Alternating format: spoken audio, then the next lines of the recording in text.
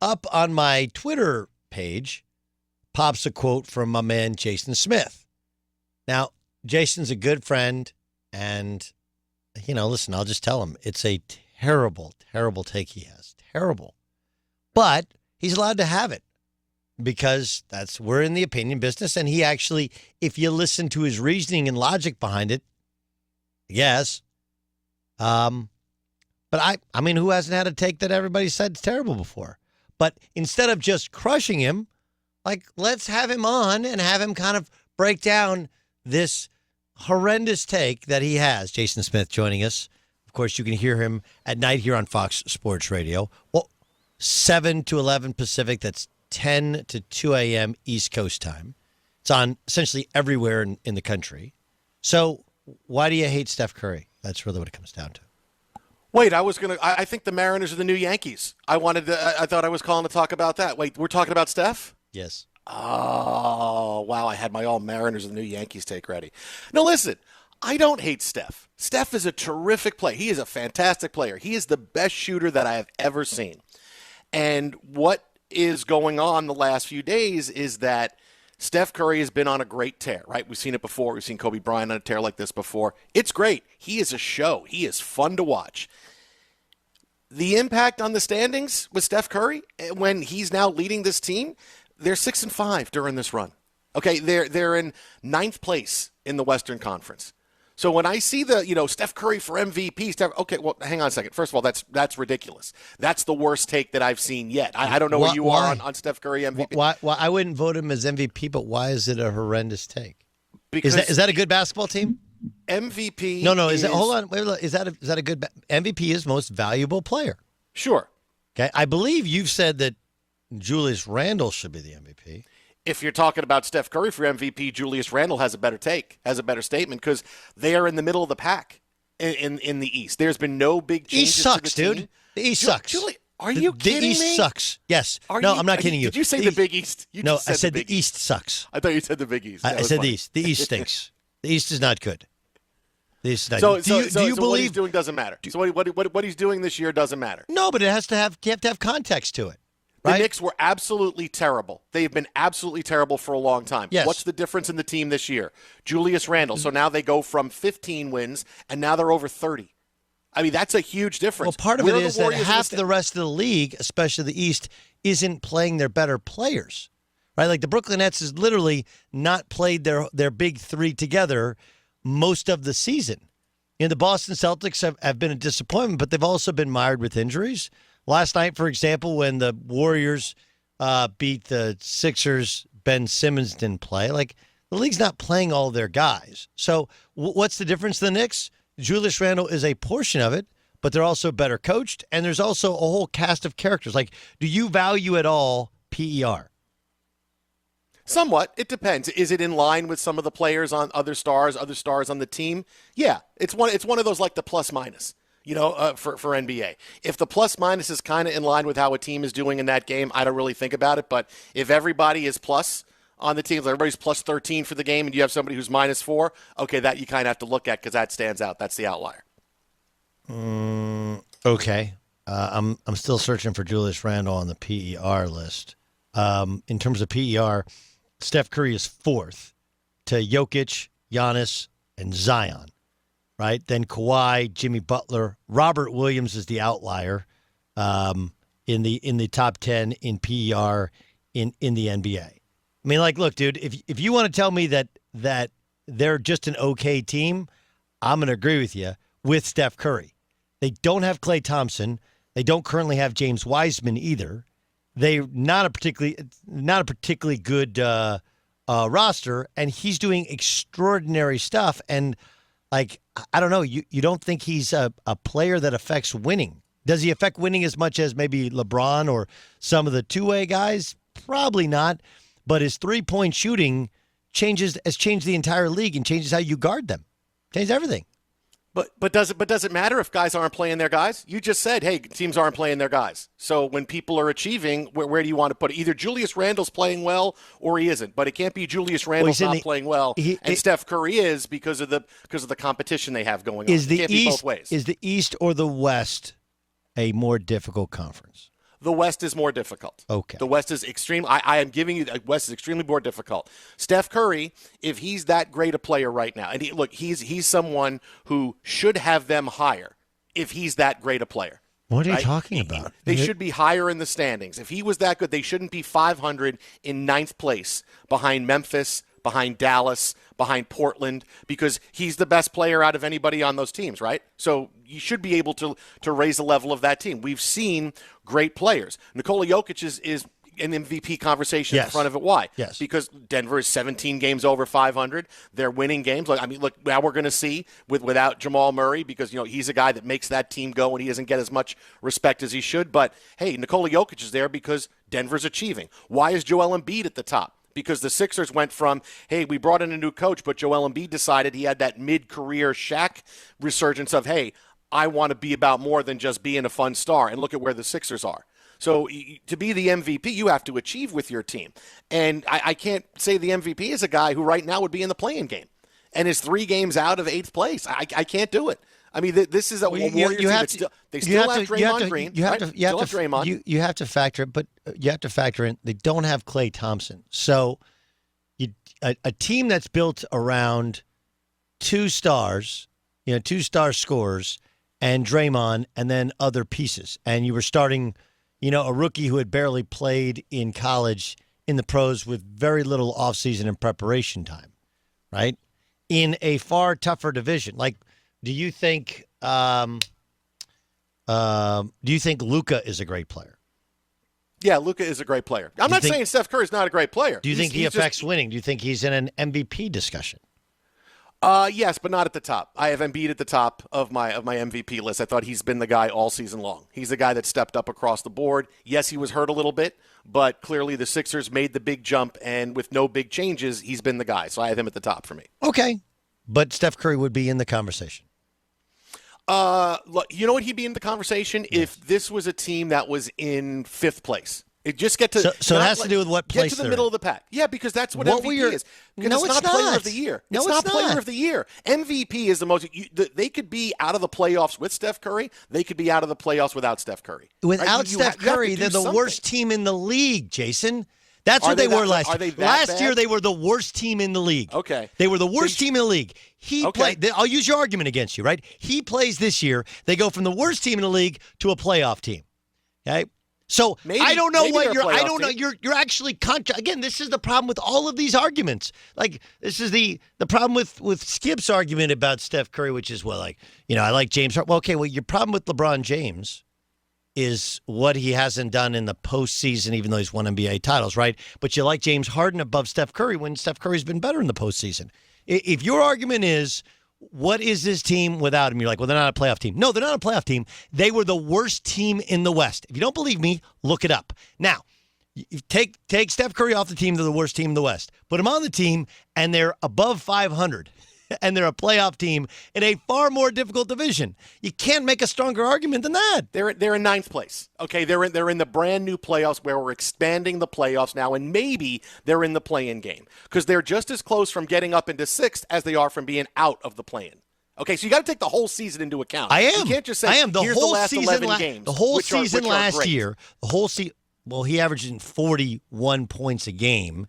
Right? He's on the type of heater we have never seen before. He is. He's on a great heater. He is on a phenomenal heater. But it's these last 11 games. Okay, that's great. And they're 6-5.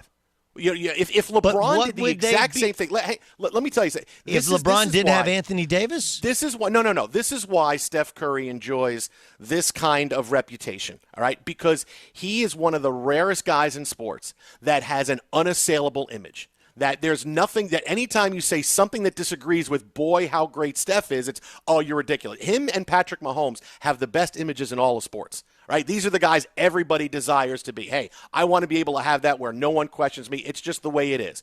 If LeBron James is doing the exact same thing as Steph Curry, right? Let's just flip it out. Lebron is. You mean like his first year, first year with the Lakers? Right now, first year with the first year with the Lakers. Hold on, I'm not going to finish. The first year with the first year with the Lakers. Why can't I finish my point? I will. I'm pointing out your point. Your point is, If LeBron is doing his thing, the first year with the Lakers, LeBron was on the roster. They didn't make the playoffs. It was all about the roster and the need for Anthony Davis. It wasn't about LeBron James. Okay, and it was an entire load management season for him, where he knew they weren't going to make it to the finals, so he's out for a long time in the middle of the season. He knew, I'm going to save the tread on my tires, right? It was a load management year for him, right? But I'm saying if you put LeBron right now, if LeBron James is on the Warriors, right? Let's just say we've watched the last 11 games of him doing this. It's phenomenal stuff. Half the people are saying, but they're not winning.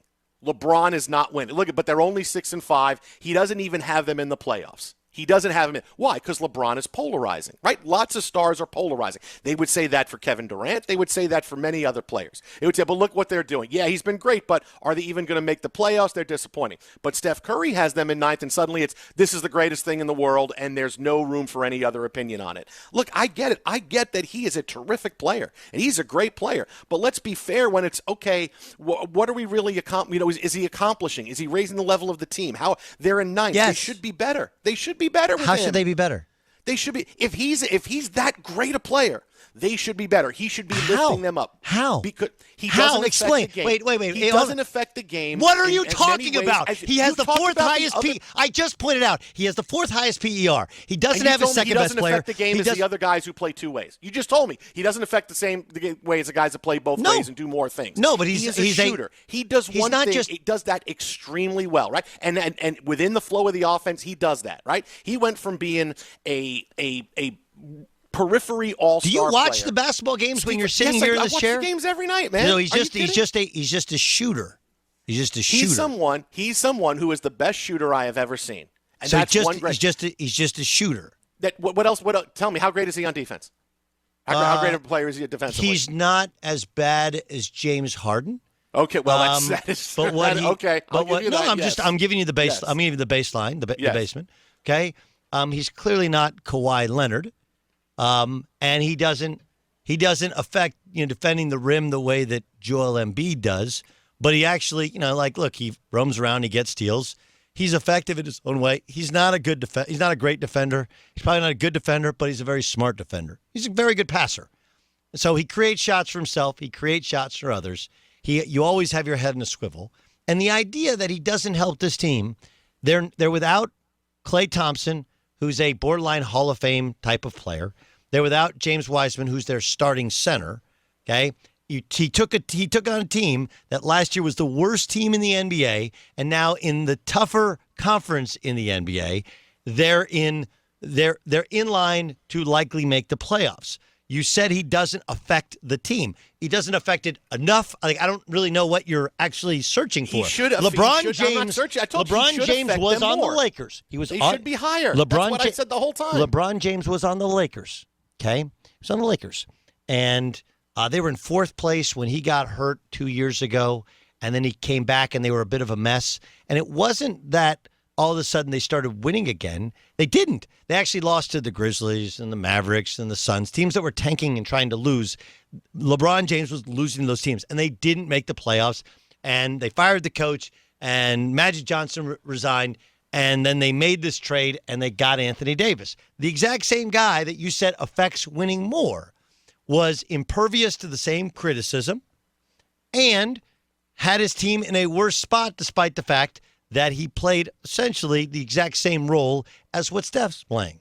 So, I love you. I love working with you, but you told me what does he do to affect the team, and I gave you they were the worst team in the NBA last year. They still don't have Klay, and they don't have James Wiseman, and they're 4 games above 500 in the West, which is a miraculous accomplishment, all things considered. All right, let me give you this then. You want to use LeBron? Yes. How many horrible teams did LeBron play with in the Eastern Conference with the Cavaliers? Many horrible teams.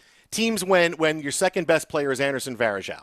Okay, you're playing with teams that it's just a bunch of guys. Well, it's a longer discussion that we don't have time for. It is. But what I'm saying is that here's my point: is that if LeBron, can take a team like that and get them to the NBA Finals every year. I don't know. Allen Iverson did the same thing. It's the Eastern Conference. Steph Curry, but you're still getting to the finals. Steph Curry is not even. But we don't know because he doesn't play in the Eastern Conference. They're in ninth place. They should be. If he's an all-time great, it shouldn't matter, right? He should have them above teams. Some of these teams, if he's an all-time great, he should have them above that. That's just not the reality of the sport, That's how it's going. That's just not the reality of the sport. If people go, well, Michael Jordan didn't win before he had Scottie Pippen. I'm like, no, duh, you can't win by yourself. Nobody's ever won by themselves. It has never happened. And you can point out to LeBron James, Allen Iverson had the exact same thing. You go back through the East, and they were all one-offs of the Pistons had the 1 year, with Rasheed Wallace and Chauncey Billups, and the 76ers had the year. It's because the East was a joke. Okay, and then he goes to Miami and he's like, all right, let's take Chris Bosh from Toronto. Now they're done. They have no players. And we'll take me from Cleveland. Now we have no players. And now I'm in Miami and we have players and nobody else does. And of course, they dominated the East because the East has been a notch below the West. It has been. It's slightly better now than it used to be. And if the Nets would actually play all of their guys, it would be at least at the top, equal to the top of the teams at the West, but you can't make an argument about the East 15 years ago when making an argument about Steph Curry today. You want to put if you want to put Steph Curry on the 76ers that Allen Iverson took to the finals, my guess is he'd do the same thing because that team was an amazing defensive team coached by Larry Brown, and it was a terrible year in the East, and they went to the NBA Finals. But he plays in the West, and you're comparing incomparables. When Steph has won, he's won with Klay Thompson, with Draymond Green. Draymond Green's the MVP of the league. Nobody wins in the West by themselves. When they had a great bench, when you had a guy coming off the bench who was the NBA Finals MVP, then they couldn't win. He averaged like 7 points a game, because dude. At the end of the finals, Steph Curry couldn't get his shot. They lost to the Cavaliers. What did they do? Let's bring in Kevin Durant, and then they won 2 more. And Kevin Durant's your NBA Finals MVP. Steph has only won when he has been surrounded by incredible talent, not just good talent. Is Magic Johnson a great player? Magic Johnson's great, all-time great player. All-time great, like a top Magic Johnson, like a top, Kareem Abdul-Jabbar. Like Magic Johnson, all-time great player? Top 5 all-time? Top 5, top 10, sure, yeah. Top 10? Yeah, at least. Yeah, I mean, do you want to go through the top 5 players all-time in the NBA? I mean, in his era, Magic Johnson and Larry Bird saved the NBA. Did he win every NBA Finals? No. Was he surrounded by great players? Yes. Okay? It just so happens that at that level, like we do the whole, you want to do he needed Andre Iguodala. Andre Iguodala was left wide open. So they could have 5 guys guard 4. He was left wide open. That's why he had 30 in a finals game. They literally left him wide open. And then the next year they left Harrison Barnes wide open, and he didn't make those same shots. And oh yeah, by the way, Andrew Bogut got hurt, didn't play games 5, 6, and 7, and Draymond got suspended. And yeah, by the way, they played against an all-time great roster in Cleveland, and they had an all-time great roster, and they lost in an incredible Game 7. That's what happened. So you can sit here and go like, well, we could. When you want to, it's like the Bible. If you want to take one little verse from the Bible and make a grand pronouncement of it, like, okay, but when you take the entirety of it, he's been an incredible shooter, scorer, passer. His teams, when he and they have been healthy, have dominated the NBA. And this year, with a crummy roster, which people are like, man, what are they doing? They should just shut him down for the season, not make the playoffs, load up for another draft pick, figure out how to get rid of Kelly Oubre, who they just got. Instead, he's going to turn lemonade from lemons and make the playoffs. I got to go, okay? I'm way over time. I do appreciate you joining me and arguing with me for 20 minutes. It's all good, man. I'll talk to you soon. That's Jason Smith, author of The Worst Take This Week on Fox Sports Radio.